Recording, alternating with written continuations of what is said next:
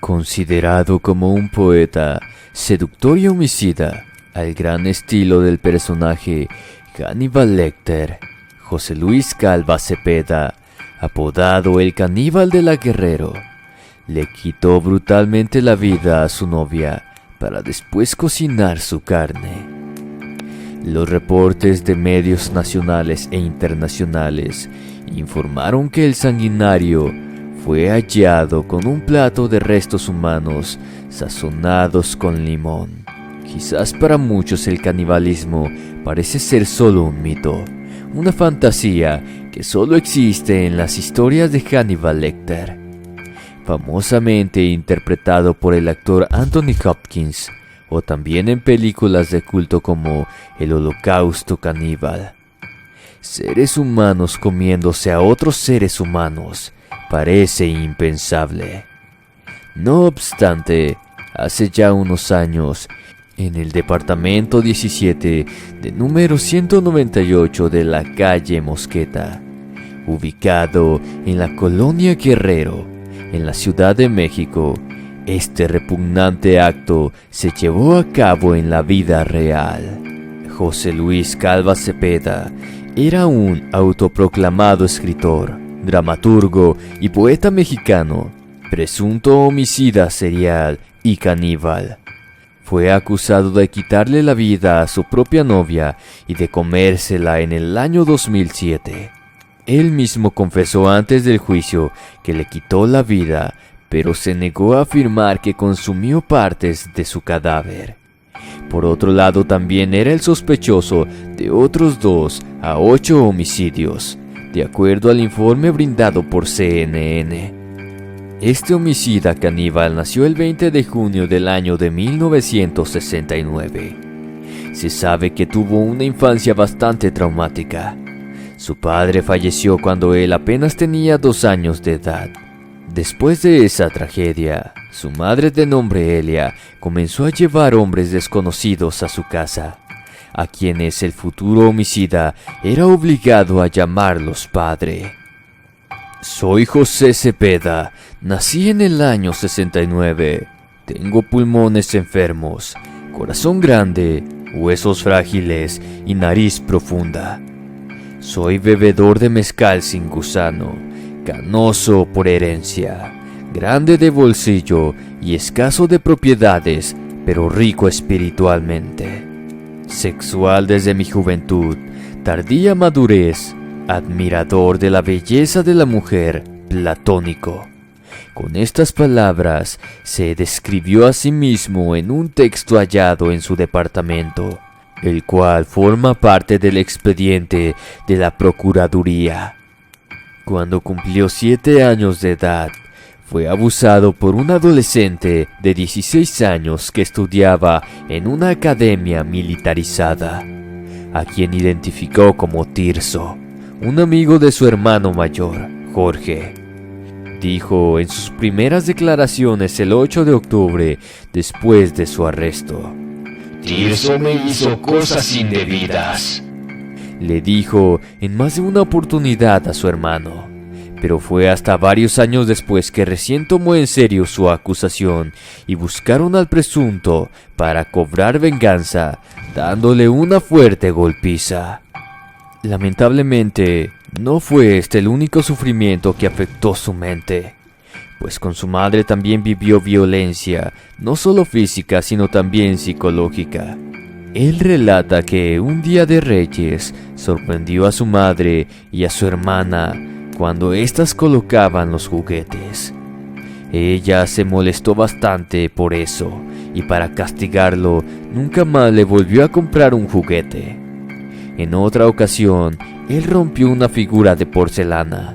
A causa de eso, su madre lo golpeó por la casa mientras él intentaba huir, repitiendo una y otra vez que eso no se hace. Una vez que su madre se cansó de castigarlo, lo dejó tendido en el jardín para que durmiera allí. Cuando tenía ya 12 años de edad, finalmente fue echado de su casa. Para sobrevivir empezó a cuidar coches y después consiguió una caja para bolear zapatos y comprar juguetes. La gente me preguntaba por qué trabajaba siendo tan pequeño. Recordó en una nota según el Universal. Esa fue la razón por la que se convirtió en un niño callejero. Hasta que un día, de acuerdo a su propio testimonio, unos vecinos se apiadaron de él y le prestaron un cuarto en la azotea del mismo edificio donde vivía antes. Desde ese lugar podía observar a su familia. Espiaba a su madre y a sus 5 hermanos: Jorge, Guadalupe, Patricia, Claudia y Ellen. Luego escribiría que, mientras los miraba, sentía mucho coraje y rencor. En el año 1996, conoció a Aide, una muchacha a quien le realizó un trabajo de sanación, ya que también se anunciaba a sí mismo con esta capacidad de hacer este tipo de cosas. Esa mujer fue quien luego se convertiría en su esposa y en la madre de sus 2 hijas. Pero cuando más tarde se divorciaron, ella emigró a los Estados Unidos en el año 2001, lo cual provocó que José cayera en una fuerte depresión. Desde entonces, no las volvió a ver más. Tenía 33 años, me estaba divorciando, pasé una fuerte depresión, económicamente me iba mal, perdí la vista de mi esposa y de mis 2 hijas. Me sentí doblemente traicionado. Es lo que narró a los psiquiatras y psicólogos del hospital. Fue en octubre del año 2007, cuando elementos de la entonces Policía Federal arribaron al domicilio de Calva Cepeda para arrestarlo. El motivo fue que él era el principal sospechoso de la desaparición de su novia, Alejandra Galeana, de 32 años de edad, quien había sido vista por última vez con vida el 6 de octubre. Fue entonces cuando lo hallaron con un plato de restos humanos sazonados con limón. El caníbal trató de escapar aventándose por la ventana de su departamento, acción que terminó ocasionándole heridas graves a sí mismo. Existe una fotografía de él captada momentos después de dicho acto, en la cual se lo ve sentado en una banqueta, usando un suéter, guantes negros y un pantalón de mezclilla azul. Tiene sangre en su rostro y en su cabeza. Entre tanto, es auxiliado por un paramédico de la Cruz Roja. El presunto homicida de su novia permaneció varios días hospitalizado después de su detención, por el delito de homicidio calificado y por abusar de un cadáver. Allí fue atendido por la contusión en la cabeza que le provocó la caída al intento de huir. Dentro del departamento de José Luis Calva Cepeda, la policía capitalina quedó horrorizada al encontrar el cuerpo mutilado de la joven, quien era su novia. Dentro de un closet también hallaron carne humana en el refrigerador, un sartén con carne de la misma víctima ya cocida, como así también un plato con carne frita y cubiertos. A la vez también encontraron huesos humanos dentro de una caja de cereal. Esto, según el informe de la entonces Procuraduría General de la República. Calva Cepeda se negó a ser caníbal en todo momento, pero sí aceptó haberle quitado la vida a Galeana después de una pelea. De acuerdo con los fiscales, el homicida mutiló el cuerpo de su novia y para deshacerse de él, este pretendía dar los restos a los perros de la calle para que se lo comieran. Ese mismo año se declaró que, según otra fuente judicial, uno de los detalles que más llamó la atención durante el allanamiento fue una fotografía de Anthony Hopkins, quien interpretó su papel del caníbal Hannibal Lecter. Posaba usando un bozal. Esta estaba colgada en una de las paredes del departamento del sospechoso. También encontraron libros relacionados con la magia negra, al igual que uno que todavía no estaba terminado, y este estaba siendo escrito por él mismo, el cual tenía el título de Instintos Caníbales. el llamado poeta caníbal se ganaba la vida vendiendo sus trabajos en las calles de la Ciudad de México. La novela incompleta antes mencionada tenía en la portada la fotografía de un hombre parecido a Calva Cepeda, utilizando una máscara similar a la de Anthony Hopkins, la cual portó cuando interpretó a Hannibal Lecter en El silencio de los inocentes, la película del año 1991, la cual fue ganadora de Óscares. En ella Hopkins interpreta a un doctor genio que se come a sus pacientes. Tanto sus conocidos como así, también los psicólogos y fiscales que trataron con él, describían que Calva Cepeda era un hombre carismático, un mentiroso compulsivo que disfrutaba dominar a las mujeres y a quienes a veces convencía a comprar sus poemas en la calle. Se presentaba como reportero, novelista, actor, escritor y dramaturgo.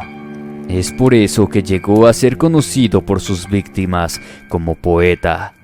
Decía haber trabajado con actores como Angélica Vale, Jorge Ortiz de Pinedo y Mauricio Herrera. Por otro lado, y según el expediente de la Procuraduría Capitalina, Calva Cepeda escribió alrededor de 800 poesías y novelas infantiles, 100 canciones y 20 obras de teatro. Esta misma fuente afirmó también que se realizaron distintos análisis de la carne encontrada en el departamento, tratando de determinar si José Luis Calva realmente comió los restos de sus víctimas y novia. Pues de ser así, él se convertiría en el primer homicida caníbal en la capital. Pero la prensa no esperó la confirmación de tales análisis.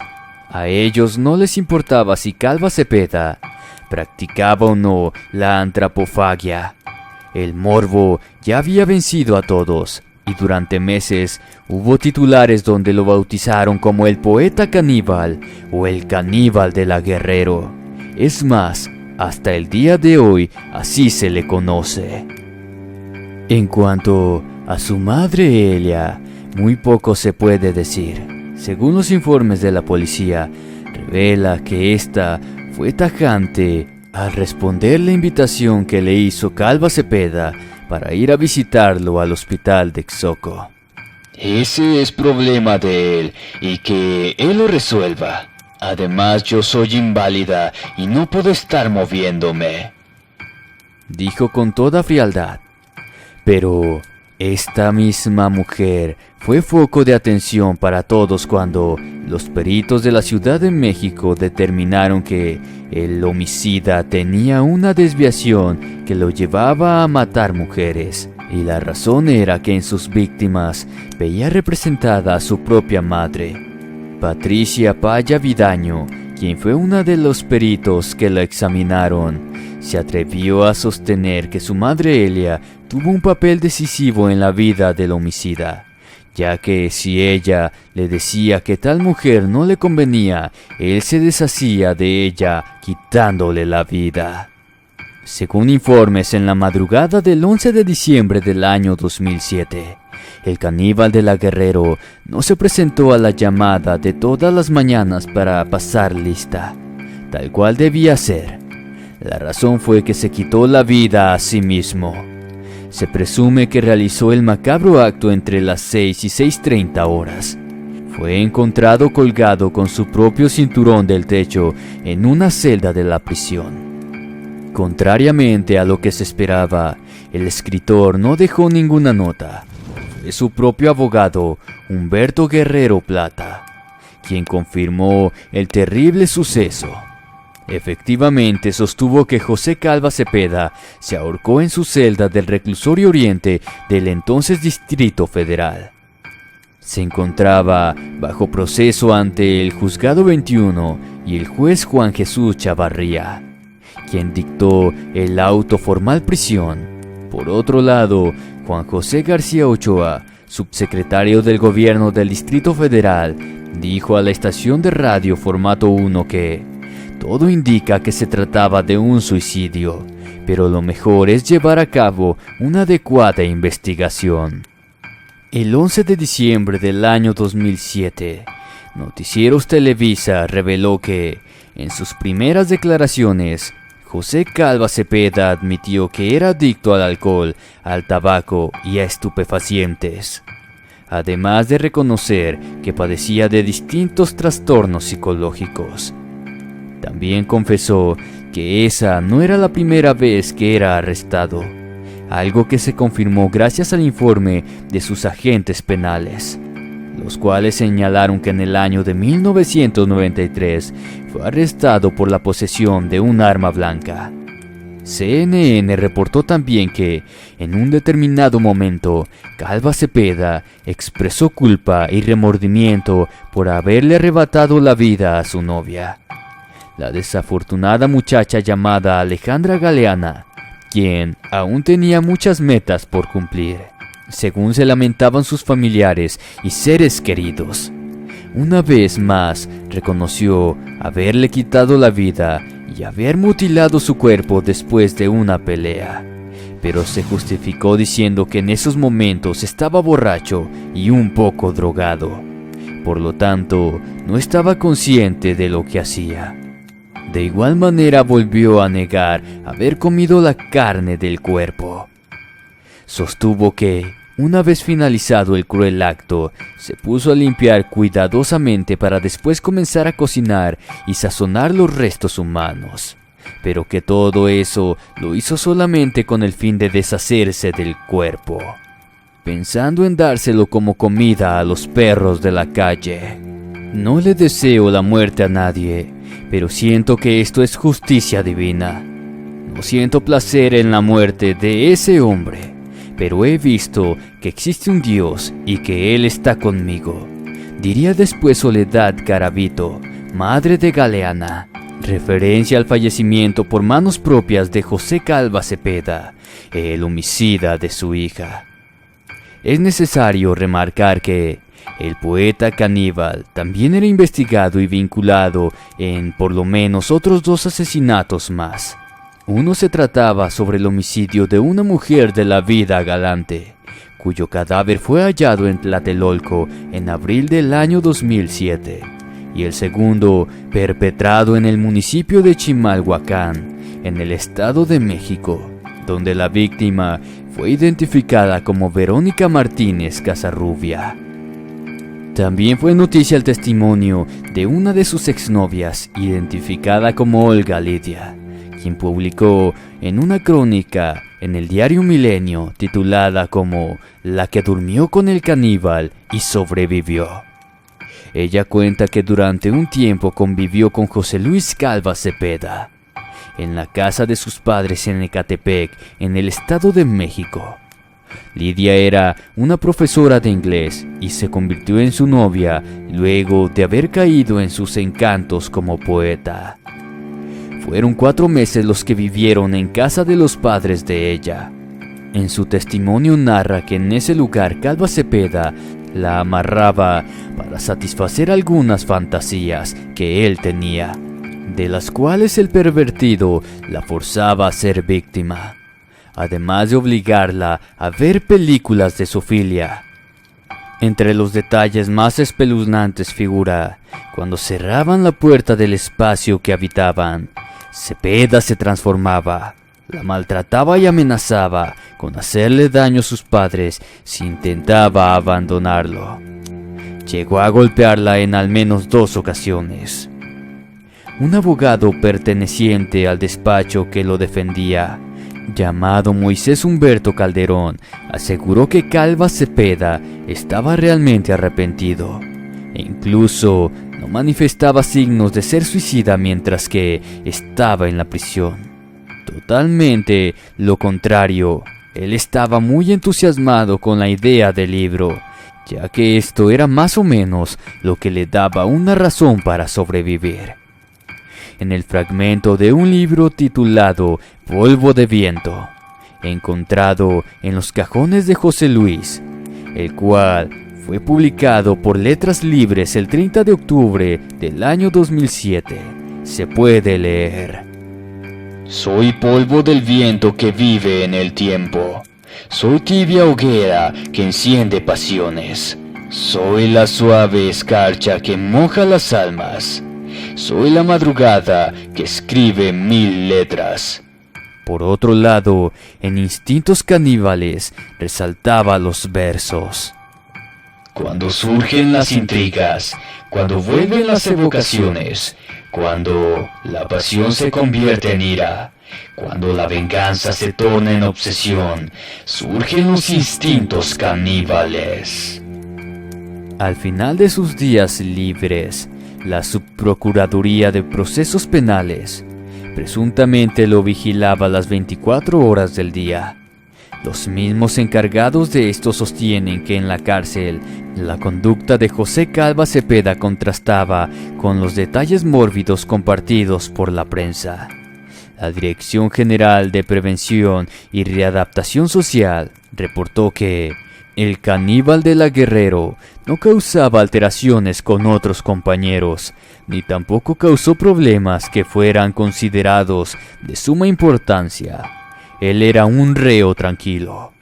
Sin embargo, al aparecer esos puntos a favor, no le sirvió de nada a la hora de tomar esa fatídica decisión. Se quitó la vida siendo conocido como un cruel asesino, el cual no solo le arrebató la vida a su novia, sino también se sirvió de su cadáver para cumplir uno de los hechos considerados como el más repulsivo: comer carne humana. Amigos que me escuchan del otro lado de la pantalla, esta fue la verídica historia de El Caníbal de la Guerrero.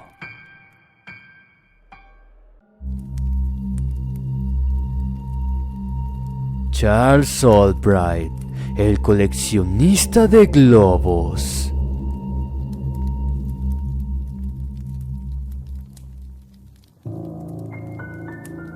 En el gran grupo de asesinos seriales que forman parte de los capturados en Estados Unidos, está el caso de Charles Albright. Llama poderosamente la atención, sobresaliendo así del resto. Tal vez no es considerado el asesino en serie más carismático o profílico del país del norte. Eso si lo comparamos con los más despiadados asesinos de la magnitud como Ted Bundy o Henry Lee Lucas o Charles Manson. Sin embargo, dentro del mundo de la criminología, su caso fue objeto de estudio para varios especialistas que se interesaron inmediatamente en él. El motivo principal fue porque los crímenes de Albright fueron realmente espeluznantes. North Oak Cliff, Dallas, Texas, el día 13 de diciembre del año 1990. Unos pequeños niños hallaron el maltratado cuerpo semidesnudo de una mujer, de quien luego se sabría que se trataba de una mujer de la vida galante llamada Mary Lou Pratt, la cual tendría entre 33 y 35 años de edad.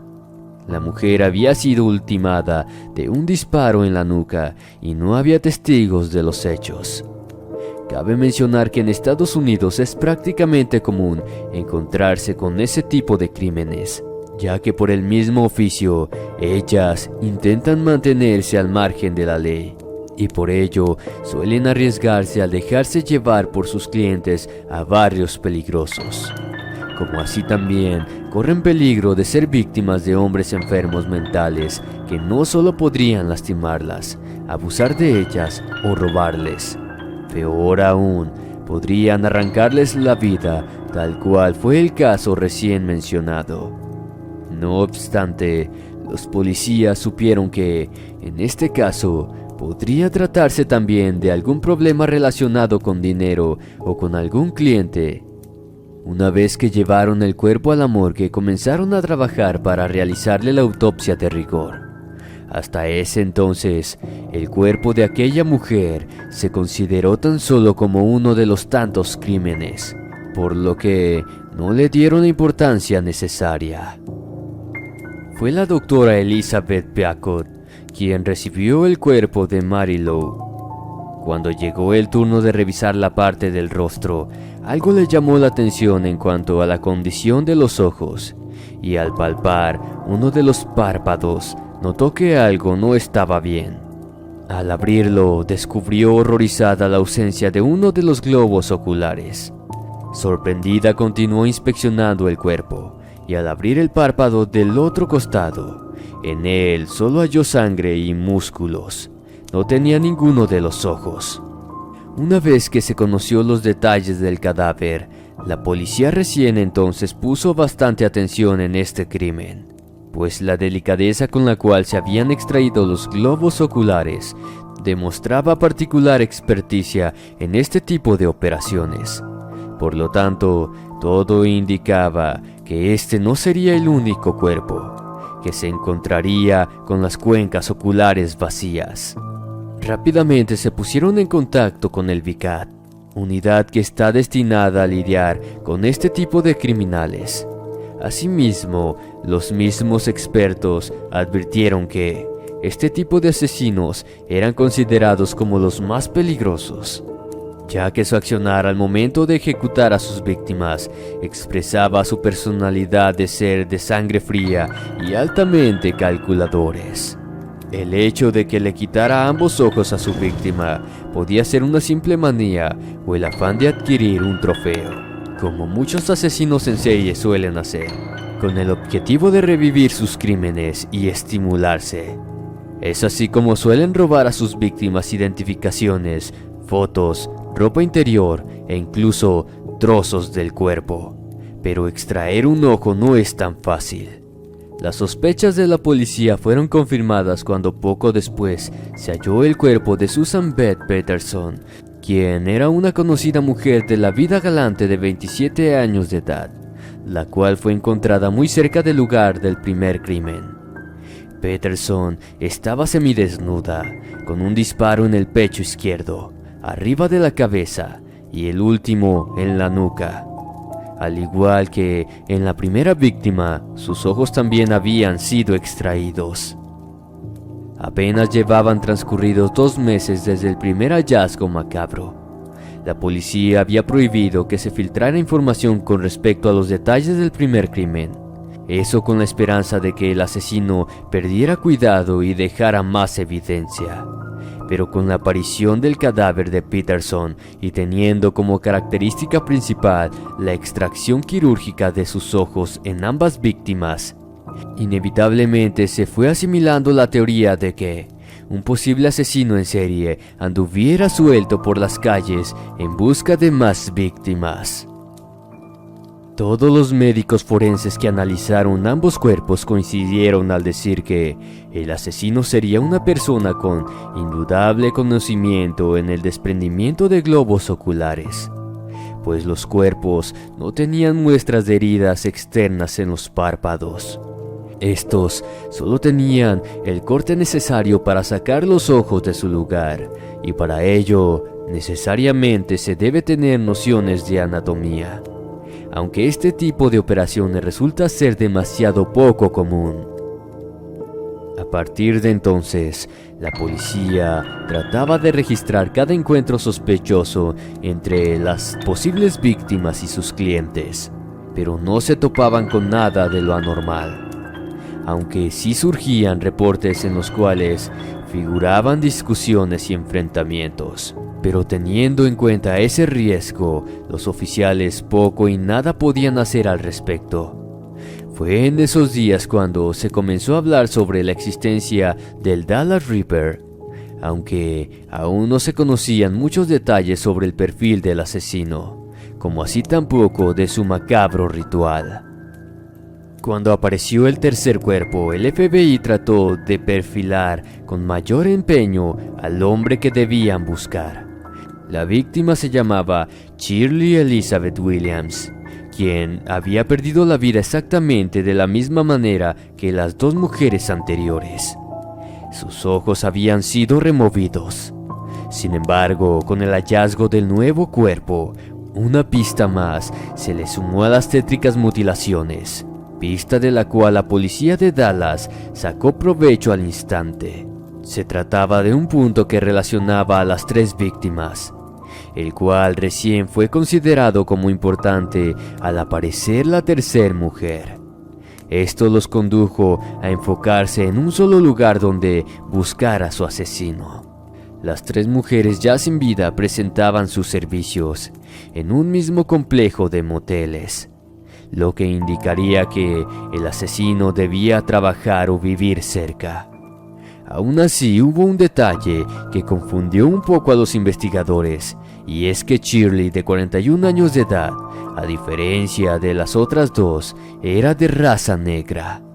El motivo es, por lo general, los asesinos en serie escogen a víctimas de su misma raza o color, y por consiguiente, hasta ese momento se manejaba la tesis de que el Dallas Ripper era un hombre de raza blanca.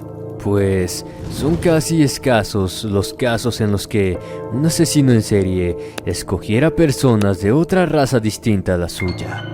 Pero también hay que tener en cuenta un caso que se hizo famoso, el de Jeffrey Dahmer, quien fue un hombre de raza blanca quien le quitó la vida a varios muchachos homosexuales de raza negra e hispana, saliendo así del convencionalismo del típico asesino serial. Es así que, luego de conocerse el crimen de Shirley Williams, el caso comenzó a envolverse en una inesperada confusión. A la mujer la hallaron tendida sobre el piso, cerca de un colegio. 2 disparos le habían quitado la vida, uno en el rostro y el otro en la parte alta de la cabeza. También encontraron moretones en la cara. La nariz estaba rota, y aunque sus 2 ojos habían sido extraídos con éxito, en esta oportunidad el asesino cometió varias laceraciones en el rostro, lo cual indicaba que el sanguinario comenzaba a actuar con mayor brutalidad. Los criminólogos forenses y criminalistas que analizaron las fotos de las escenas del crimen y las de los cuerpos, luego de analizar la conducta con la que actuó el asesino, coincidieron al crear un perfil con algunos detalles que ayudaría en la búsqueda del mismo. Este se trataría de un asesino en serie en una fase más avanzada y madura, por lo cual sospechaban que ya había asesinado antes. Lo ubicaron entre los 30 y 50 años de edad como mínimo. El FBI trazó su perfil y rápidamente la policía comenzó a buscar al asesino. Las características fijadas se dirigían a un hombre en buen estado físico, edad media y con conocimientos avanzados de anatomía, sobre todo en lo que respecta a los músculos del ojo. En esos tiempos, la fama de un asesino coleccionista de ojos ya comenzaba a atemorizar a las mujeres de Dallas, como así también a toda la comunidad en general.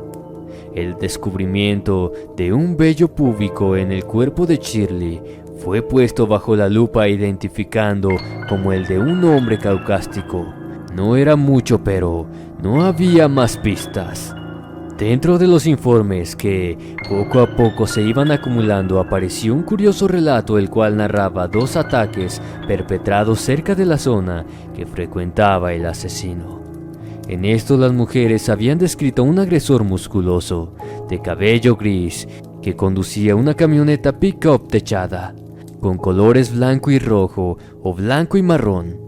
Por otro lado, un investigador encontró más llamativa aún la denuncia sobre un tipo que acosaba a una mujer que trabajaba de vendedora en un mall.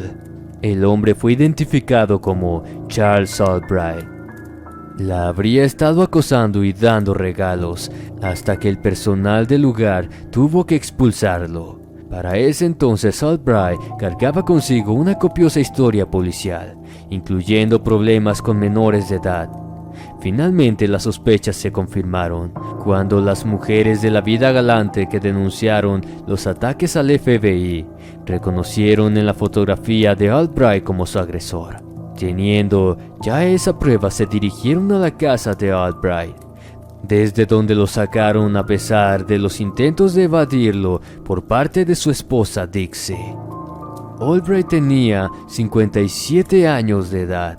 Era un repartidor y colocador de alfombras. Conocía prácticamente la zona a la perfección gracias a sus constantes viajes. Sus vecinos quedaron perplejos al ver cómo la policía lo sacaba de su casa tal cual un criminal.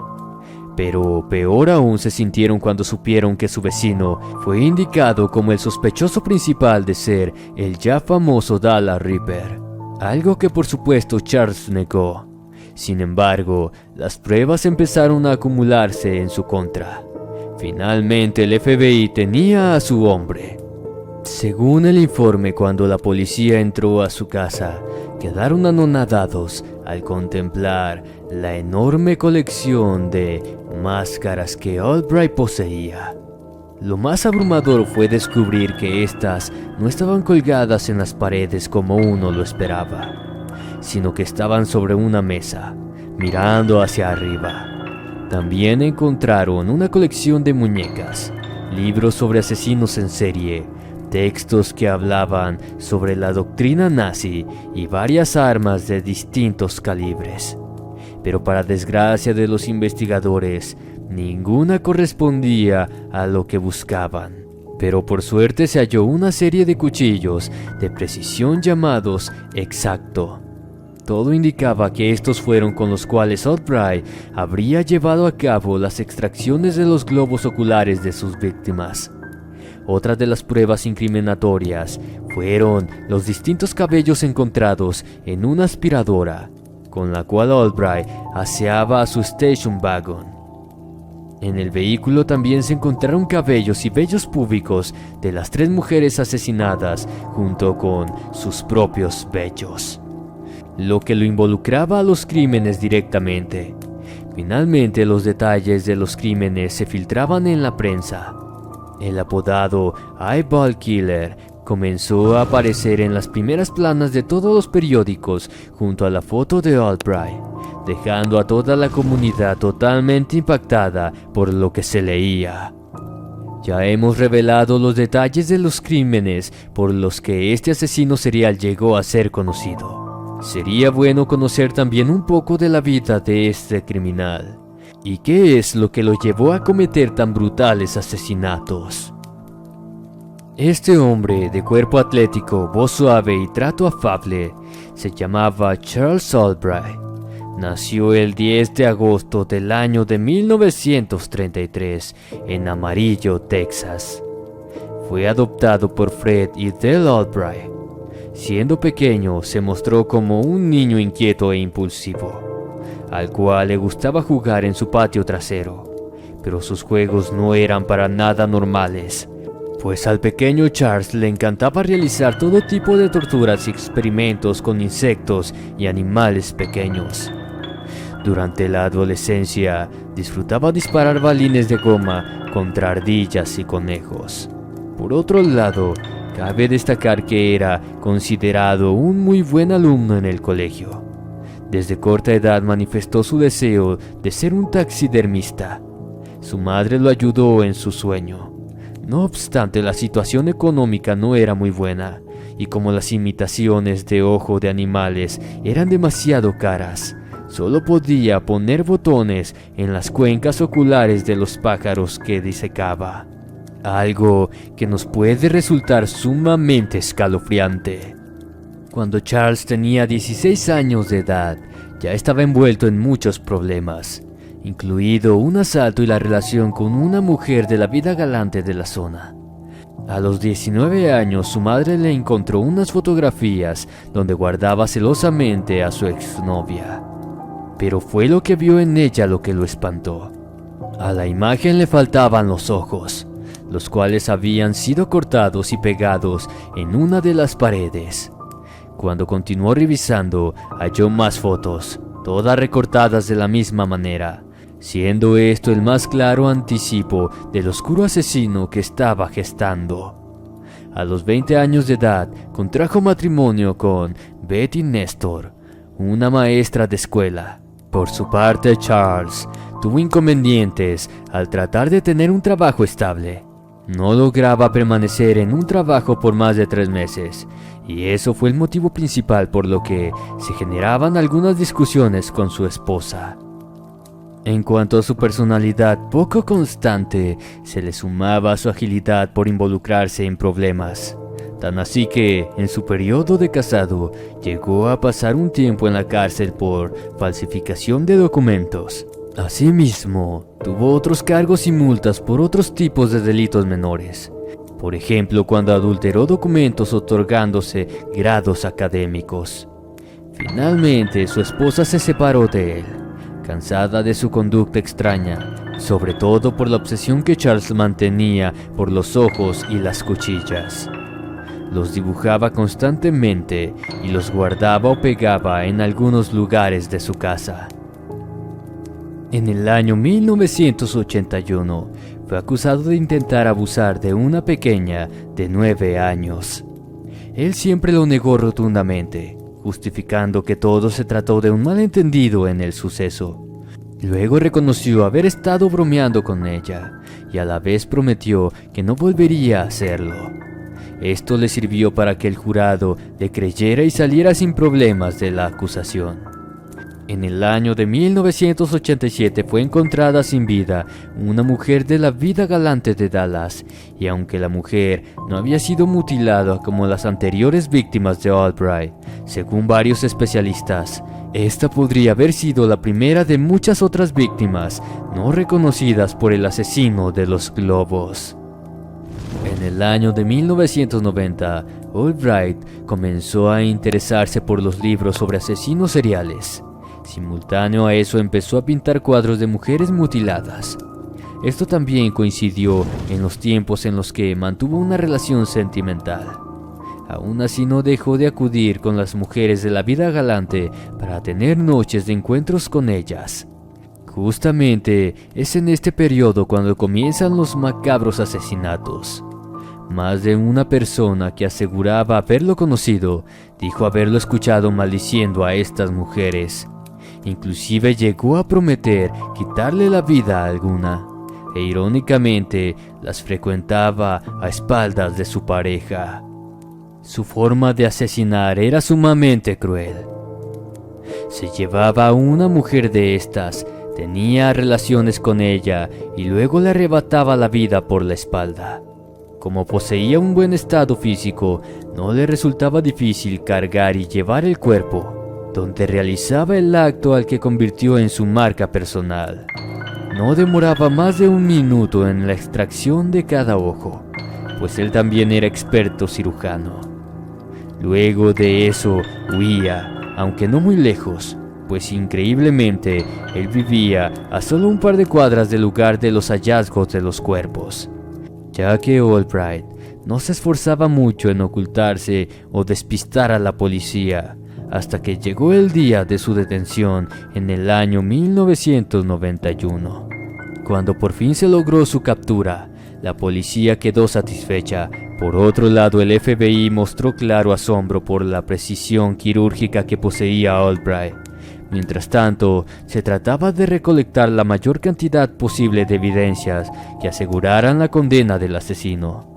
Aparte de los vellos y los cabellos antes mencionados, también encontraron varias particularidades de pelusas, tanto en los cuerpos como en el interior de la camioneta de Charles. Y esto lo hundía cada vez más, involucrándolo con las 3 chicas. También se agregaron las declaraciones de un par de mujeres que aseguraban haber sido maltratadas por Charles, los cuales se llevó a cabo en algunos encuentros violentos. Esto fue clave para terminar por desenmascarar al terrible asesino. Y aunque Albright continuó negando su participación en los hechos, el juez lo condenó a cadena perpetua en vista de las evidencias que lo condenaban. Hasta el día de hoy, Charles Albright guardó silencio y no volvió a hacer referencia alguna sobre los crímenes. Tampoco quiso declarar ante los psicólogos e investigadores la razón por la que ejecutaba las extrañas mutilaciones. Ni mucho menos quiso decir qué hizo con los ojos que extirpó con tan admirable precisión quirúrgica, pues a estos nunca los pudieron encontrar, algo que sigue siendo un misterio hasta el día de hoy. Por lo pronto, Albright mantiene cubiertas las paredes de su celda con cientos de dibujos y cortes de ojos de distintos colores, de cada forma y tamaño, y a pesar de demostrar tan enfermiza obsesión, sigue sosteniendo que es completamente inocente. Esta, queridos amigos, ha sido la historia del coleccionista de globos. Espero haya sido de su total agrado. Muchas gracias.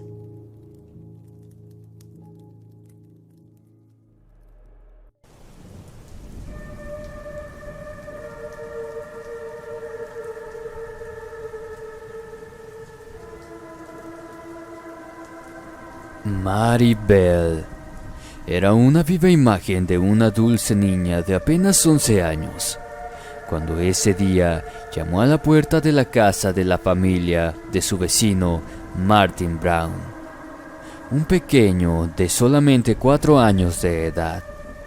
La atendió la madre y con voz infantil le preguntó si podía ver al niño.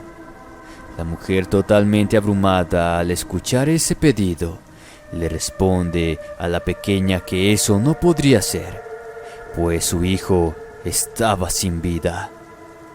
Efectivamente, lo habían encontrado sin signos vitales días antes, en una casa abandonada en ese humilde barrio de la ciudad inglesa de Newcastle. No obstante, la pequeña niña, con una desmesurada frialdad, le reclamó a la mujer diciéndole: Ya sé que está muerto. Lo quería ver en su ataúd. Concretamente, Maribel era la asesina de Martin. Lo había llevado engañado para luego estrangularlo. Meses después haría lo mismo con otro niño de la zona, Brian Howe, de 3 años. Según su propia confesión, ella le había quitado la vida a los 2 pequeños solamente porque se sentía aburrida. Les arrebató la vida a sangre fría y sin tener ni un mínimo cargo de conciencia. Esto ocurrió en el año de 1968, y cuando se conoció a la culpable de tan aberrantes hechos, la comunidad británica tomó conciencia con un amargo sabor que la maldad no tiene edad y que incluso en su estado de plenitud podría ocultarse detrás de la imagen de una dulce niña, en cuyo interior mora el mismo demonio. Ella era lo que se diría un verdadero monstruo de mirada angelical. Por otro lado, mientras se estudiaba la mente criminal de la pequeña, se supo que Maribel había sufrido todo tipo de abusos en su infancia. Sumado a eso, los estudios revelaron que padecía un trastorno psicopático. Aunque le resulte difícil de creer, en la actualidad aquella niña es una mujer libre, es madre y abuela.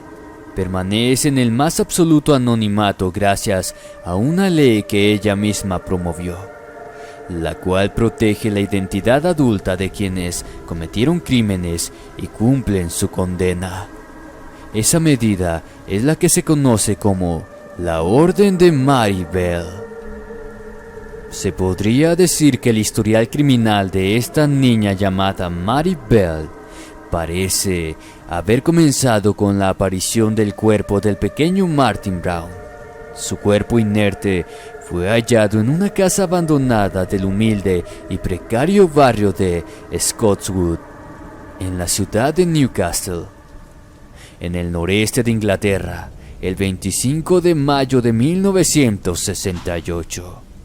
Pero en las primeras horas, nadie sospechaba que el pequeño Martin había sido asesinado, pues este pidió permiso a su madre para salir a jugar a la calle como lo hacía comúnmente, tal cual lo hacían todos los demás niños del precario barrio. Solo que en esa oportunidad, Martin se perdió repentinamente, para luego ser encontrado sin vida en el lugar ya mencionado. El pequeño tenía en su rostro sangre y saliva. Había un frasco de pastillas cerca de sus manos. Todos creyeron que podría haber sufrido un accidente, una caída o algo similar. Sin embargo, la autopsia reveló que lo habían estrangulado, como así también le habían propinado un fuerte golpe en la cabeza. Pero mejor, Vamos a retroceder el tiempo y conozcamos un poco más de la infancia de esta criminal con cara de ángel. Mary Flora Bell nació el 26 de mayo del año 1957. Justamente al crimen de su pequeño vecino lo cometió un día antes de su cumpleaños número 11. Pero los psicólogos presumen que posiblemente el origen de esa acción monstruosa e imperdonable se haya ido gestando lentamente desde los días de su primera infancia, tal cual la propia asesina lo contó años después, para un libro sobre su vida escrito por la periodista Gita Seni. La madre de Mary tenía tan solo 17 años de edad cuando dio a luz. Y por más cruel que suene, ella narró que su madre siempre la consideró como un despreciable estorbo, adicta a los estupefacientes, como así también alcohólica. La desalmada mujer intentó de varias maneras deshacerse de su pequeña hija. Le suministraba estupefacientes, por ejemplo, algo que en una ocasión le provocó una sobredosis cuando Mary tenía apenas un año de vida. Ya siendo un poco más grande, le mezclaba pastillas en la comida, buscando así alcanzar su macabra meta. Inclusive los periodistas de la época, una vez que se enfocaron en este caso, aseguraban haber recogido testimonios en los que narraban cómo Betty había arrojado una vez a su hija desde la ventana, provocándole un fuerte golpe en la cabeza. Sin embargo, eso no fue todo. Consumida por su adicción, Betty se volcó en la vida galante y hacía participar a Mary Bell, quien apenas en ese entonces tenía unos pocos años de edad, en sus encuentros indebidos. La madre solía entregarla al mejor postor. Fue así como un hombre hizo cosas indebidas con ella cuando tenía apenas 8 años de edad. Como normalmente suele suceder en esos casos, Mary Bell fue tomando una conducta consecuente de todas las aberraciones que le tocó vivir. Se volvió inexpresiva y taciturna. Comenzó a ejercer actos de crueldad torturando a los animales del barrio. En una ocasión, una de las maestras pertenecientes a la escuela a la que Mary asistía evitó que ésta estrangulara a uno de sus compañeros de clase. Luego del fallecimiento del pequeño Martin, fue cuando sucedió el episodio que les compartí al comienzo. Carente de toda sensibilidad, Mary visitó a la mamá de su vecino y le pidió ver el cuerpo de quien fue su víctima. Pero hay que mencionar que en esos momentos, Mary ya se encontraba acompañada de su amiga Norma, curiosamente también de apellido Bell, pero sin ser parientes. Esta era una menor de 13 años de edad, quien seguía a Mary a todas partes. La consideraba como una especie de ejemplo a seguir, pues teóricamente ella se unía sin dudar en todos los actos malévolos que realizaban, mismos que consistían básicamente en maltratar, amenazar y golpear a los niños del barrio. En una ocasión, ambas niñas ingresaron a una guardería en Scotwood. Estando ya en su interior, destrozaron varias cosas del lugar. No obstante, fue la nota autoincriminatoria que dejaron a simple vista, para que fuera encontrada fácilmente, lo que sorprendió a todos. La nota hablaba sobre la muerte de Martin, la cual decía: «Yo le quité la vida, así que volveré a hacerlo». Pero finalmente nadie la tomó en serio en ese momento, aun cuando fue la misma policía la que halló la nota escrita. El 31 de julio de ese mismo año, otro niño de la localidad apareció sin vida en un terreno baldío. Su nombre era Brian Howie, de apenas 3 años de edad. También era vecino de la misma calle donde vivía Mary Bell. El pequeño salió a jugar, pero no regresó más. Inmediatamente su familia reaccionó y lo buscó por cielo y tierra hasta que lo encontraron, pero fue demasiado tarde. Esta vez no había dudas de que le habían arrebatado la vida. También al inocente niño lo habían estrangulado, tal como sucedió con Martin. El pequeño tenía además una letra marcada en el vientre, la cual se presume fue hecha con una hoja de afeitar.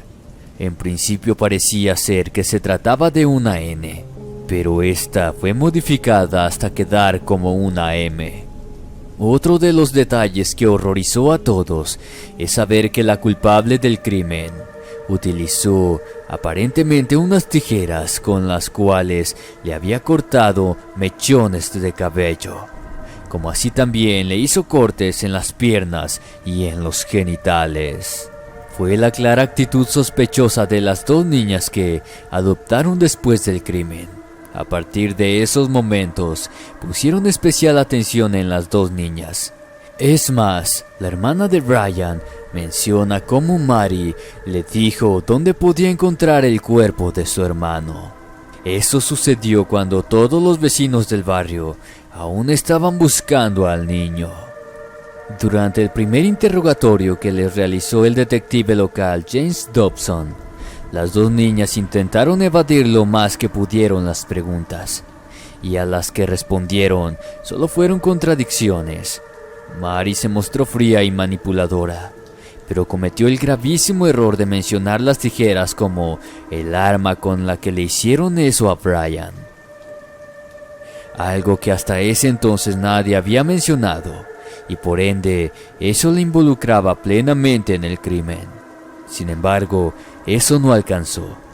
Más tarde, cuando Dobson observó que Mary Bell se paraba frente a la puerta de la casa de Brian y hacía bromas a los familiares, o realizaba gestos como frotándose las manos a la vez que sonreía, no dudó ni un segundo en aprovechar la situación. Se dirigió rápidamente y las detuvo a las dos. En la estación de policía de Newcastle, las dos criminales fueron encerradas. Cuentan que, desde cada una de sus celdas, entre ellas se gritaban insultos y acusaciones.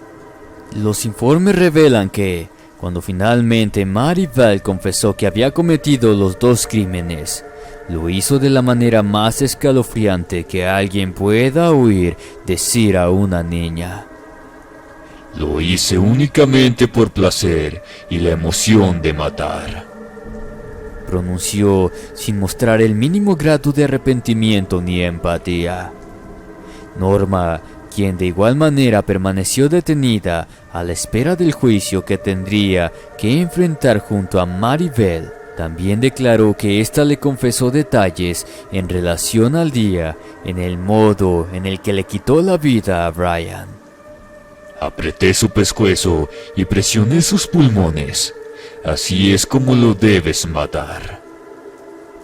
El 5 de diciembre de 1968, el juicio contra las dos niñas, Norma se quebró en un par de oportunidades, pero Mary Bell siempre estuvo fría y firme.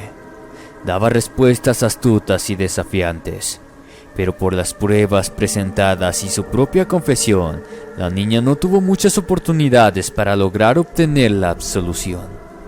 Fue condenada a los pocos días después, el 17 de diciembre para ser más específico. Fue sentenciada a cadena perpetua por el cargo de homicidio de los dos pequeños. Aunque su condena fue, de acuerdo con lo que indicó el jurado, la de homicidio involuntario por motivos de responsabilidad disminuida. En la noticia que salió sobre la sentencia publicada en el diario británico, aseguraba que la niña por primera vez se echó a llorar cuando escuchó su sentencia. Asimismo, el juez justificó la sentencia señalando que Mary Bell era sumamente peligrosa y que ella era un riesgo muy grave para otros niños si no se le vigilaba de cerca. Con total seguridad afirmó: tengo poder para ordenar una pena de prisión y me parece que ningún otro método para tratar con ella en las circunstancias es adecuado. y a modo de confirmación sobre las palabras del juez, la misma niña condenada había declarado en el juicio que ella le gustaba herir a los seres vivos, animales y personas, a las que eran mucho más débiles que ella. David Westbury, psiquiatra del Ministerio del Interior de Gran Bretaña, argumentó durante el juicio de la niña que ésta sufría trastorno psicopático, por lo que necesitaba un periodo de tratamiento que podía durar incluso hasta varios años. Norma, en tanto, fue declarada inocente. El jurado consideró que ella había actuado bajo la influencia de su amiga Mary, quien, a pesar de ser 2 años mayor que ella, la podía manipular a su antojo. Mary Bell fue destinada a una escuela reformatoria. Después pasó también por otros centros similares, hasta que en el año 1977, ya con 20 años, la muchacha volvió a hacer noticia en los periódicos de la época. El saberse que ésta se escapó de la prisión de baja seguridad para pasar la noche con 2 jóvenes. El 14 de mayo del año de 1980, Mary Bell obtuvo finalmente la libertad. La razón fue que las autoridades ya no la consideraron como un riesgo para la sociedad. Una vez afuera, la ahora ex convicta pasó por varios trabajos en sus primeros tiempos. Incluso ocupó un puesto en un comedor escolar. Mientras luchaba por rehacer su vida, tuvo que acudir a la justicia para que ésta le ayudara a enfrentar a los medios, los cuales no respetaban su anonimato, ya que estos constantemente la acosaban. Eso ocasionaba que ni siquiera pasara un día sin ser el foco de atención de la gente, que ya conocía su pasado.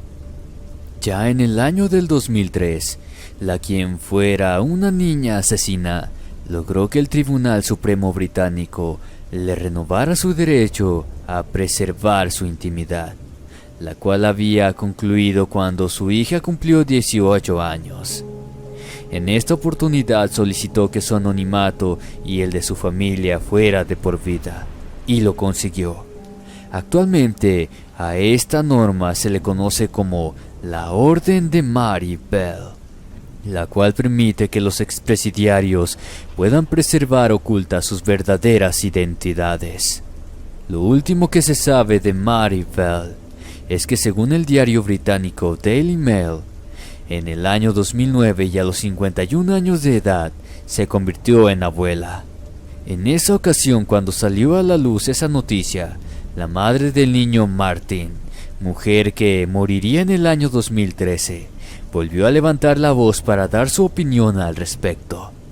Tanto sus palabras como su rencor fueron claros, y lo dijo de la manera más contundente. Un niño es una bendición. Ella tomó mi bendición y me dejó con un dolor que me duró el resto de la vida. Espero que cuando ella mire a su nieto, recuerde a los niños a quien les arrebató la vida. John Wayne, el payaso asesino. Pogo. Este es el nombre con el que el estadounidense John Wayne bautizó a su personaje. Un divertido payaso, usando un disfraz colorido, al cual John representaba orgullosamente cada fin de semana. Su público preferido eran los niños, a quienes Pogo mostraba especial afecto llevándoles alegría y sonrisas. Como así también eran varios los adultos que disfrutaban de su presencia. No solo dedicaba su tiempo a la visita de ellos, sino que también era el invitado indiscutible de cada evento de beneficencia o fiestas que eran realizadas en ese lugar.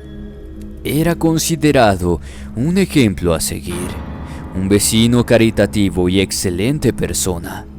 Tanto fue la admiración que logró acumular por parte de sus vecinos, que fue considerado como un respetable miembro de la comunidad. Todo esto ocurría mientras se llegaba a los finales de la década de los 70 en Chicago. Pero lo que nadie sospechaba es que en realidad había otro ser oculto tras esa pintura azul, blanca y roja, con la que John Wayne se pintaba el rostro, y que bajo su indumentaria, la cual siempre acompañaba con unos pulcros guantes blancos, se escondía un hombre oscuro, despiadado, ruin, quien luego sería conocido como uno de los asesinos seriales más sanguinarios del siglo XX. Sobre la vida de este hombre trata la historia del día de hoy. Un ser incapaz de mostrar misericordia al momento de arrebatarle la vida a sus víctimas, debido a la crueldad y brutalidad que empleaba al realizar los actos.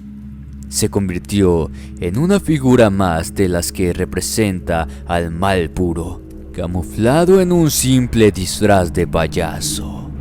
John nació en Chicago, Illinois, el 17 de marzo del año de 1942. Pogo, el nombre que utilizó para su personaje, también era empleado por algunos al momento de referirse a él, en cualquier circunstancia. Aunque, tiempo después, sería conocido a nivel mundial como Pogo, el payaso asesino.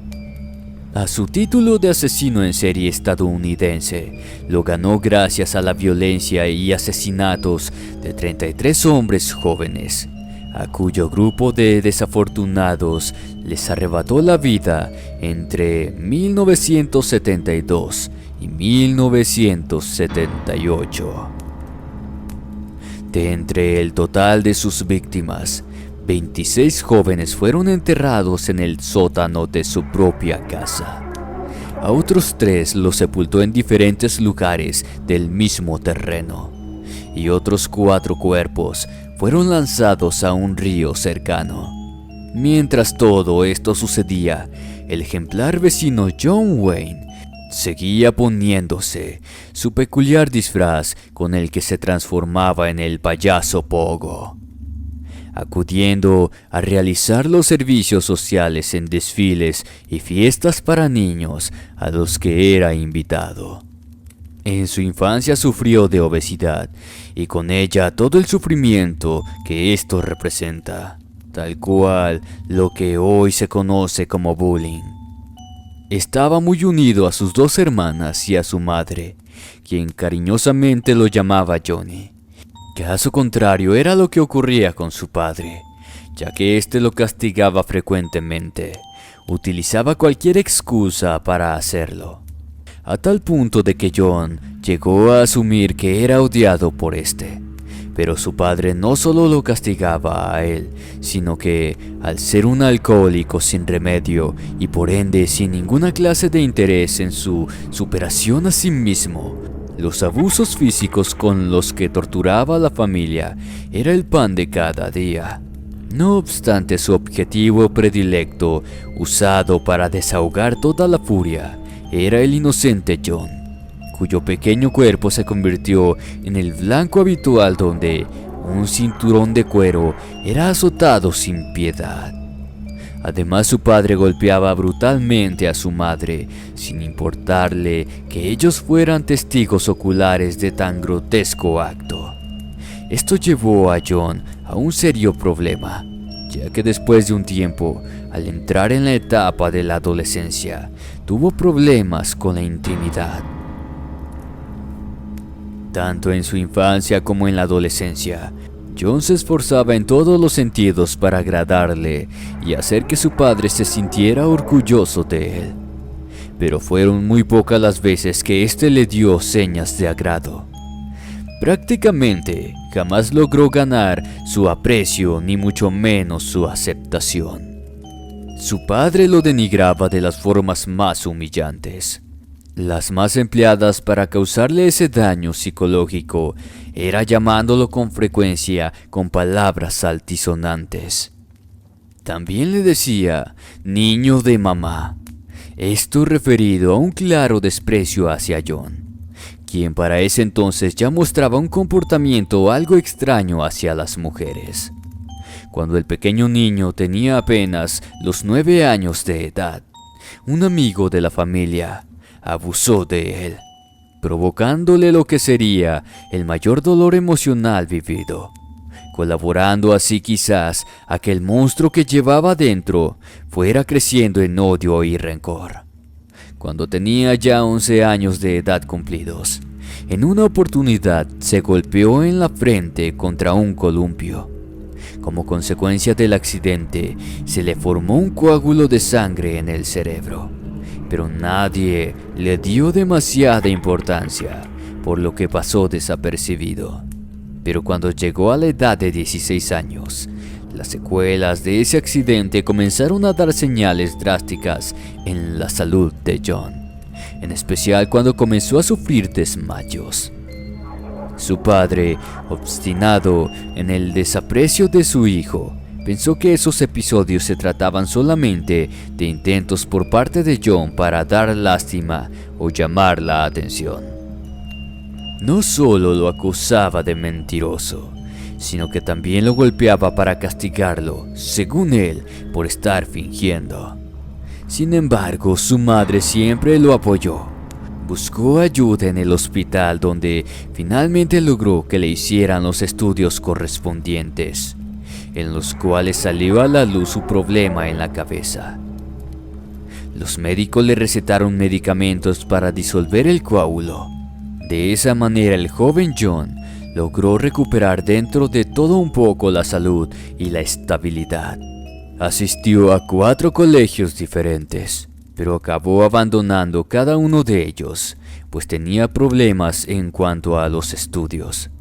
Esa fue la razón por la que nunca se graduó en ninguno de esos establecimientos.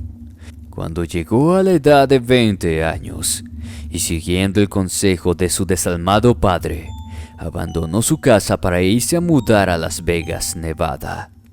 Allí logró obtener trabajo en una funeraria, en donde se desempeñó durante 3 meses, para luego volver a Chicago, donde se inscribió y finalmente se graduó en Northwestern Business College. Alcanzó a conseguir un puesto directivo mientras aún era aprendiz en la compañía de zapatos Newbush. Esto ocurrió poco después de su graduación. En el año de 1964 se mudó a Springfield, Illinois, para trabajar como vendedor. Allí conoció a su compañera Marlene Myers, mujer con la que se casó en septiembre de 1964. Por otro lado, después de terminar su periodo de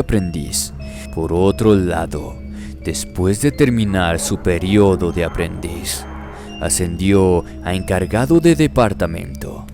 John Wayne fue muy activo en las organizaciones de Springfield, a tal punto que se unió a Jaycees, logrando así ascender a vicepresidente en el año 65.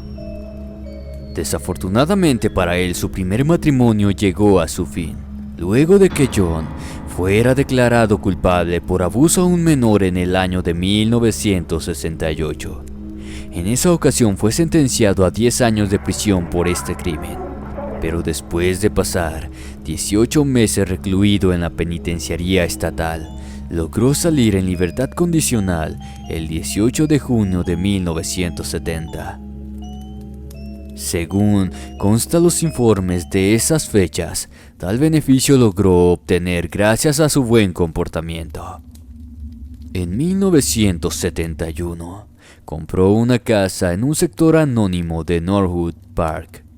Fue precisamente en este lugar donde puso su propio negocio dedicado a la construcción. La casa en la que residía fue demolida el 3 de mayo del 79 y en 1982 se construyó otra en su lugar. La vida parecía sonreírle cuando John Wayne se casó por segunda vez. Ahora lo hizo con una mujer que conoció en la secundaria. Tanto ella como sus 2 hijos se mudaron con él. Entretanto, John también se convirtió en un importante y respetado miembro de la comunidad, Y por supuesto, el personaje del payaso Pogo no tardó en ganar la simpatía de las personas, en especial de los niños, a los que alegraba en cada show que realizaba. Luego de haber hablado un poco de la historia de la vida de este criminal, a continuación escuchará los brutales crímenes de los que se le acusó. A fin de cuentas, son estos los que llevaron al payaso Pogo a convertirlo en el famoso payaso asesino. En el año de 1977, David Daniel, que por aquel entonces tenía 28 años, declaró que John le ofreció llevarlo a la estación de autobuses, a lo cual se rehusó. Asimismo, sostuvo que John fue muy insistente en cuanto a su intención. Llegó a pedirle lo mismo 7 veces, e incluso le ofreció estupefacientes para disfrutar durante el viaje. De las únicas 2 víctimas que fueron reportadas como sobrevivientes, Daniel es el único vivo para relatar el procedimiento que John Wayne utilizaba para acabar con sus víctimas, el cual consistía en atacarlos, torturarlos de diversas formas, sodomizarlos y por último estrangularlos. Sin embargo, ninguna sospecha cayó sobre el payaso hasta el 12 de diciembre del año 1978, cuando fue investigado después de la desaparición de un adolescente de 15 años, llamado Robert Peast, quien fue visto por última vez caminando en una entrevista de trabajo. Por otro lado, en uno de los allanamientos realizados por John, reveló diversos artículos que lo involucraron con otras desapariciones también. El 22 de diciembre de 1978, John se refugió en sus abogados antes de confesar sus crímenes. Declaró haber quitado la vida por primera vez en enero de 1972. Sobre uno de sus crímenes, él narraría que, cuando clavó el cuchillo en el cuerpo de un joven, al ver cómo la sangre brotaba del cuerpo, sintió una sensación de excitación tan fuerte que fue eso lo que lo llevó a partir de entonces a realizar tan macabros crímenes. También confesó haberle quitado la vida a 33 individuos en total, e indicó a la policía, sin ninguna clase de expresión de remordimiento alguno, la ubicación de 28 de los cuerpos. Tal cual mencionamos hace unos momentos, la mayoría estaban enterrados en su propiedad. A las otras víctimas restantes las había arrojado al río. Se presume que al menos una de las víctimas fue recogida en la estación de autobuses. Los muchachos más jóvenes tenían solo 14 años, el mayor tenía 21. 7 de las víctimas nunca fueron identificadas, dado el estado en que fueron hallados los restos.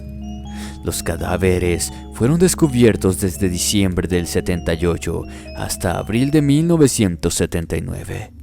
La última víctima que se conoce de la aterradora lista fue encontrada en el río Illinois. No obstante, en el año de 1998, mientras se realizaban reparaciones en el estacionamiento trasero de la casa de la madre de John, fueron encontrados por la policía restos de al menos 4 personas más. El 6 de febrero del año 1980 comenzó el juicio contra John.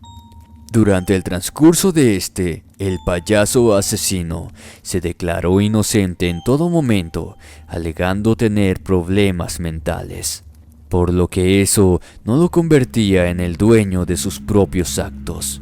Sin embargo, su testimonio fue rotundamente rechazado, ya que los resultados de los estudios que le realizaron de orden mental dieron como negativos. Es decir que John Wayne tenía total conciencia al cometer los asesinatos, ya que poseía plena facultad de sus actos. Su abogado defensor usó un argumento en el que sostenía que John tenía lapsos de locura temporal en el momento de cada crimen, pero antes y después recobraba la normalidad para atraer y disponer de las víctimas, algo que tampoco logró ayudar a su cliente. En otro de los intentos por salvar a John, la defensa intentó afirmar que los 40 homicidios fueron muertes accidentales, como parte de una asfixia durante el juego en la intimidad. Pero el forense del condado demostró con evidencias sólidas que estas afirmaciones eran imposibles. Por otro lado, se contaba con la declaración de John, en la cual confesaba la crueldad con la que le quitó la vida a cada joven. Finalmente, John Wayne fue hallado culpable el 13 de marzo. Fue sentenciado a varias cadenas perpetuas, como así también a varias penas de muerte. Fue ejecutado por inyección letal el 10 de mayo de 1994. Sus últimas palabras pronunciadas quedaron inmortalizadas en la historia de este caso, ya que éstas demuestran su personalidad y su falta de arrepentimiento por haber cometido sus crímenes. Matarme no hará regresar a ninguna de las víctimas. El Estado me está quitando la vida. Nunca sabrán dónde están los otros. Algunos especialistas sostienen que la pésima y sufrida relación de John Wayne que tuvo con su padre alcohólico, el trauma que se le generó en la cabeza a raíz del accidente y los continuos desmayos en su adolescencia fueron la base que dieron vida a este criminal. Asimismo, se especula que al elegir asesinar a los jóvenes, fue la expresión subconsciente del odio a sí mismo por su propia homosexualidad. Después de su ejecución, el cerebro de John fue extraído. En la actualidad, este pertenece a la doctora Helen Morrison, quien entrevistó a John y a otros asesinos en serie de igual condición, con intenciones de aislar los rasgos comunes en cada personalidad. Sin embargo, los abogados de John contrataron a un psiquiatra forense para que examinara el cerebro después de haber fallecido. Los resultados revelaron que no había anormalidades en este. El especialista afirmó que John no encajaba en ningún perfil psicológico propio de los asesinos en serie, y que probablemente la razón de su actuar no se sabrá jamás. Durante el juicio, la doctora Morrison apareció como testigo psiquiátrico y declaró que John tenía la estructura emocional de un infante. Sea cual sea el origen y la verdad de John Wayne, el payaso Pogo será recordado por siempre como el aterrador payaso asesino. Un hombre extraño con un brazo roto y en cabestrillo, atractivo y dotado con un cierto carisma que la cautivó desde el primer instante. Se acercó para pedirle ayuda a aquella inocente mujer. Con voz tierna y cara risueña, le explicó que necesitaba cargar unos libros en el coche, lo cual le resultaba un poco complicado a causa de su condición, y que le agradecería muchísimo el favor. La mujer, ignorando todo y ciega a su encanto, decidió ayudarlo sin inconvenientes a cargar esos libros. Para ello, el señor le invitó a acompañarlo hasta su coche. Un mes después, y ante los ojos desorbitados de quienes la hallaron, el cuerpo sin vida de esta hermosa mujer estaba en un lago cercano, con señales de haber sufrido el peor de los tormentos antes del cruel deceso. Lo que acaban de escuchar no se trata de una historia de ficción ni un simple relato de terror inventado. Esto es un crudo y hórrido suceso real. Tal macabro final también lo sufrieron cada una de sus víctimas, de quien sería uno de los mayores y más conocidos asesinos en serie de mujeres en Estados Unidos. Su nombre, Ted Bundy, cuya espeluznante historia escucharán a continuación. Theodore Robert Cowell nació en Burlington, localidad estadounidense situada en Vermont, el 24 de noviembre de 1946. Él fue hijo de Eleanor Lois, el cual nació cuando ella era aún muy joven. En cuanto a su padre, aún es considerado como desconocido. Sin embargo, fue criado por sus abuelos, mismos que le hicieron creer, tanto a él como al resto de la sociedad, que su madre era en realidad su hermana. Esto debido a que quisieron evitar la vergüenza a la cual serían expuestos al tener una hija que dio a luz en esas condiciones.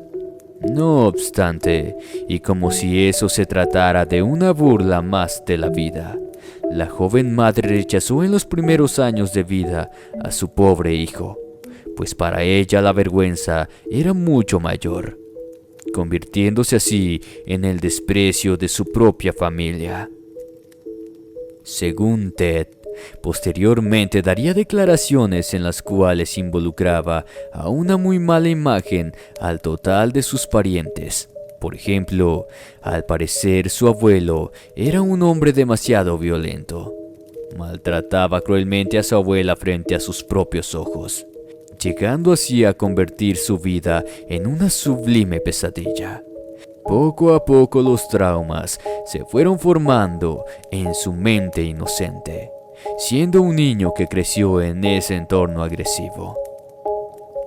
Ya para el año de 1950, se mudó junto a su madre a Washington.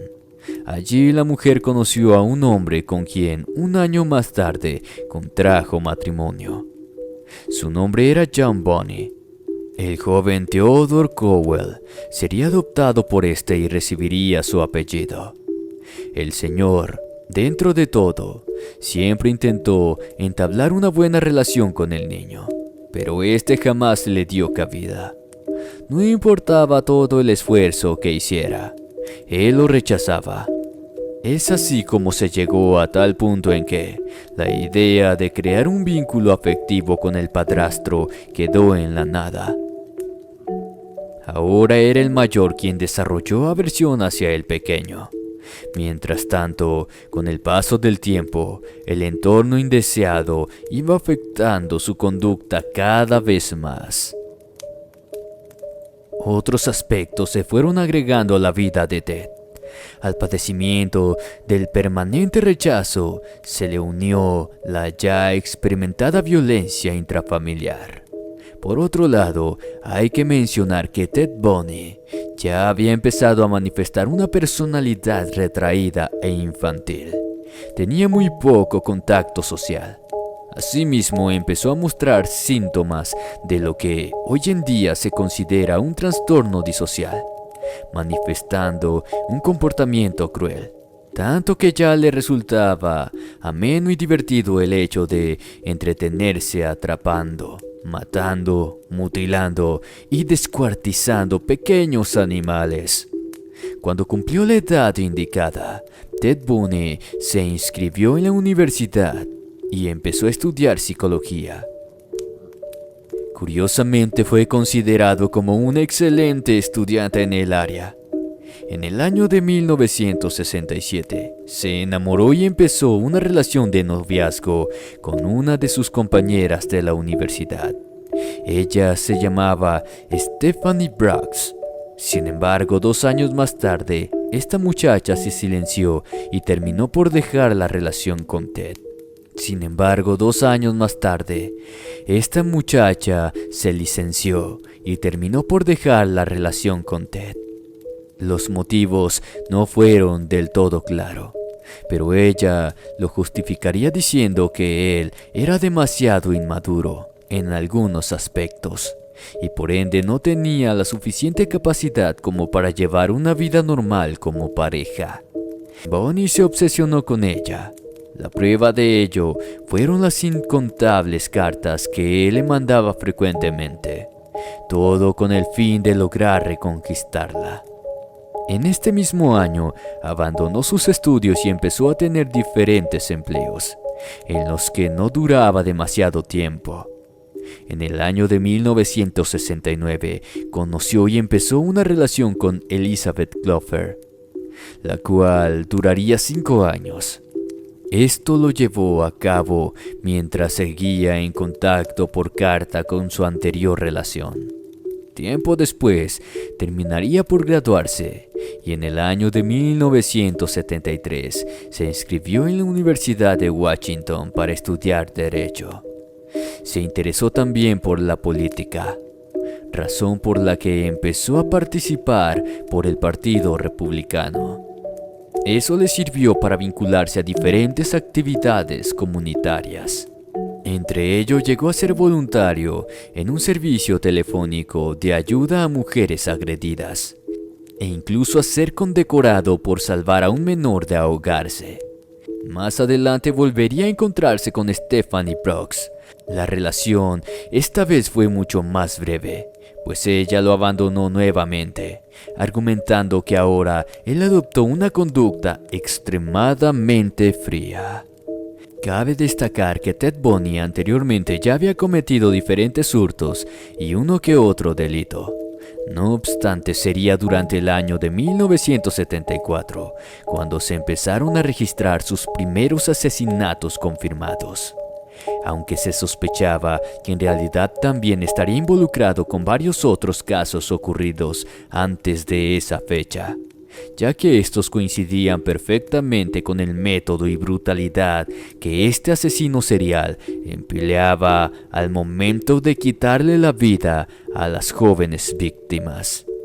En enero del año 1974, aún estando en la universidad, Ted entró a la habitación de Johnny Lenz. Tomándola por sorpresa, la golpeó con una barra de hierro y posteriormente la abusó. La víctima logró sobrevivir, pero sufrió graves heridas y daños cerebrales permanentes. Luego utilizaría el mismo procedimiento para atacar a Linda Ann Haley. Para este caso, a ella le quitaría brutalmente la vida. Hizo desaparecer el cuerpo, aunque dejó como evidencia toda la sangre derramada en la escena del crimen. Es a partir de este ataque en el que daría origen una cadena de crímenes. Una a una fueron desapareciendo numerosas jovencitas estudiantiles. En esa mortal lista figuraban muchas como Carol Valenzuela, Nancy Wilcox, Susan Rockwood, Donna Mason, Laura Ayman, Brenda Val, Georgia Hawkins, Melissa Smith o Karen Campbell, entre otras muchas más. El modus operandi usado por este tipo se basaba inicialmente en seguir a sus víctimas para luego privarlas de la libertad. Se las llevaba a su casa y allí las ahorcaba. Sin embargo, con el tiempo empezó a sacar provecho de su facilidad para manipularlas. Usando este carisma, conseguía la confianza de las mujeres, quienes lo consideraban un hombre atractivo.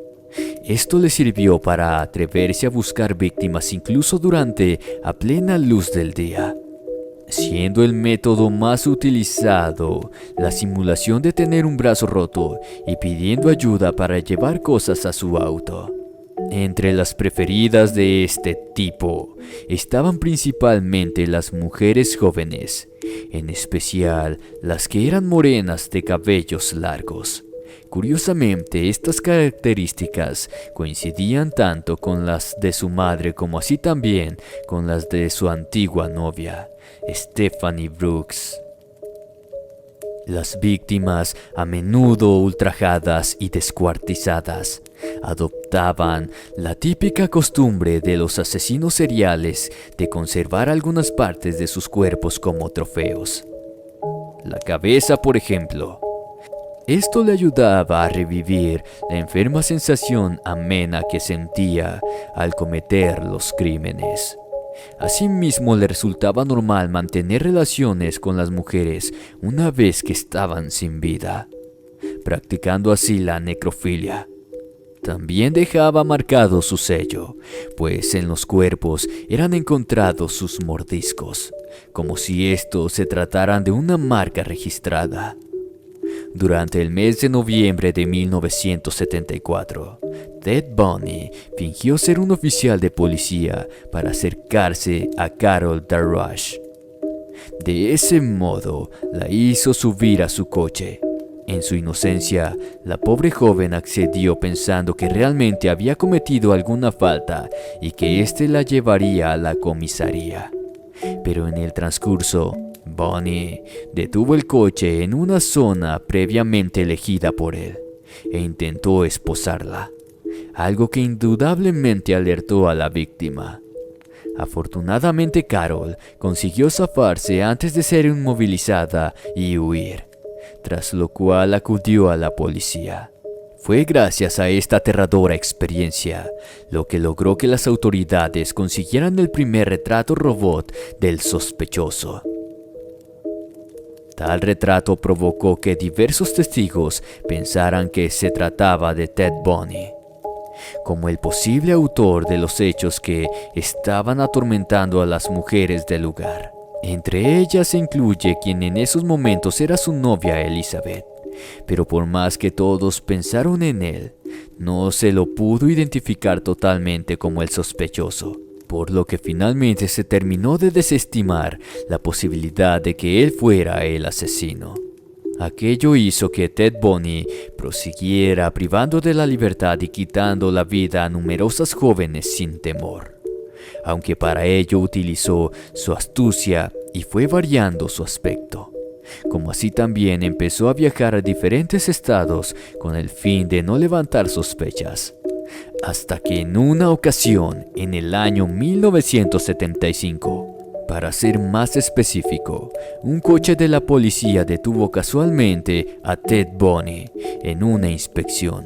En el interior hallaron lo que serían los elementos que indicaban su relación con los hechos, como palancas, esposas y cinta con las que inmovilizaba a las víctimas.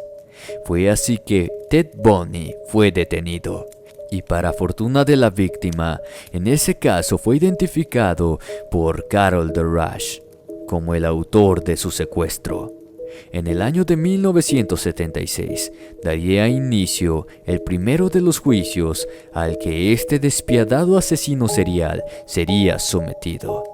A Ted Bundy se le juzgó en esa oportunidad por querer secuestrar a Carol, el cual resultó una condena de 15 años en prisión. No obstante, en el análisis del coche en que fue detenido, permitió que se hallaran evidencias de las implicaciones de Ted Bundy con la desaparición y asesinato de Melissa Smith y Karen Campbell. Concretamente, se encontraron cabellos de las dos mujeres en el interior. Ello condujo a que se les sometiera a un segundo juicio, pero ya con cargos mucho más graves, los cuales eran por asesinato. En este segundo juicio, Bundy decidió representarse a sí mismo como abogado. Ese fue el motivo por lo que se le permitió visitar la biblioteca de cara a preparar su defensa. Nadie se imaginó que el desalmado asesino aprovecharía la situación para escapar, aunque su meta fue truncada, ya que fue atrapado por las fuerzas policiales 6 días después. Volvió a fugarse en 1977. En este caso logró huir hasta Chicago. Allí adoptó una identidad falsa y de esa manera pudo engañar a las autoridades. Durante esta nueva fuga volvió a quitarle la vida a otras víctimas. En una de esas oportunidades, atacó a 3 jóvenes en una fraternidad universitaria, de las cuales una logró sobrevivir. También hizo lo propio con otra joven posteriormente. Fue justamente en estos tiempos en que privó de la libertad y le quitó la vida a Kimberly Lesh. una pobre joven de apenas 12 años de edad. Finalmente, una vez más fue detenido. Lo atraparon en un hotel de Florida, después de que la matrícula de su coche fuera reconocida. Gracias a esto, fue juzgado por asesinato el 25 de junio del año 1979. Tal cual, la vez anterior solicitó ejercer su propia defensa, algo que por ley se le permitió. Pero en esta ocasión las pruebas existentes en su contra eran muy comprometedoras.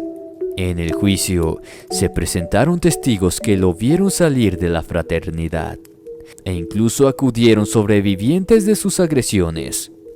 También se presentaron las pruebas físicas que lo involucraban irrefutablemente, como por ejemplo los resultados de la comparación entre las marcas de mordeduras halladas en los cuerpos y la dentadura de Ted Bundy. Con estos elementos sumados a los testigos, terminaron por conducirlo a no tener escapatoria. Fue así que lograron por fin fuese declarado culpable y recibir como condena que se le sea arrebatada la vida en la silla eléctrica. A pesar de haber sido ya sentenciado a muerte, la ejecución de Ted Bundy tardaría varios años para recién llevarse a cabo. El motivo fue la estrategia que utilizó el cruel delincuente, y con la cual intentó retrasar todo lo posible la fecha de su ejecución. Empezó a confesar múltiples asesinatos. Algunos fueron considerados reales, en tanto de otros se sospecha que fueron inventados por él, posiblemente para obtener más tiempo. Ofrecía pistas sobre la localización de supuestas víctimas, como pretendiendo colaborar de esa manera con la policía. Obviamente esto a cambio de obtener prórrogas para su condena. Ciertamente se tenía como posible la cantidad de 136 víctimas a las que le arrebató la vida. Sin embargo, y a pesar de que dudaban si algunas ubicaciones que Ted Bundy les proporcionaba eran verídicas, las autoridades en verdad creían que pudo haber mucho más víctimas.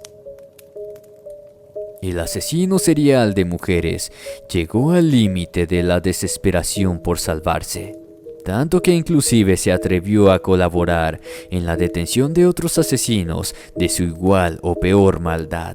Seguramente les sonará una total locura, pero a pesar de que para ese entonces sus actos brutales eran públicamente conocidos, Ted Bundy recibió a menudo cartas de fans que decían amarlo incondicionalmente. Durante este tiempo, también sería acusado y juzgado por la muerte de la pequeña Kimberly, que se saldó con una segunda condena de pena capital. Durante el mismo juicio, Ted Bundy contrajo matrimonio con Carol Ann Bond, una de las numerosas fans que creían en su inocencia y con la cual terminaría por tener una hija. En sus últimos años, sostuvo entrevistas con varios psiquiatras. En todas ellas contó detalles de su vida. Eso fue lo que ayudó a que se le analizara su estado mental. Los resultados de los exámenes utilizados indicaron labilidad emocional, impulsividad, inmadurez, egocentrismo, complejo de inferioridad y ausencia de empatía, entre otras tantas características. Fue también en ese proceso en el que Ted Bundy confesó una adicción a la obscenidad con tintes sádicos. Cuando se estudió la posible explicación del por qué el asesino de mujeres las seleccionaba jóvenes, morenas y de pelo largo, se determinó que esto no era otra cosa que la representación de la ira que él sentía hacia las mujeres por las que se sintió abandonado. Es decir, su madre, su primera novia Stephanie Brooks, ya que las características principales de sus víctimas eran un claro reflejo de las que poseían estas dos mujeres. Ted Bundy finalmente fue ejecutado el 24 de enero del año 1989 quedando su nombre marcado en la historia para siempre. Un caso sumamente perturbador. Espero tu opinión en la caja de comentarios.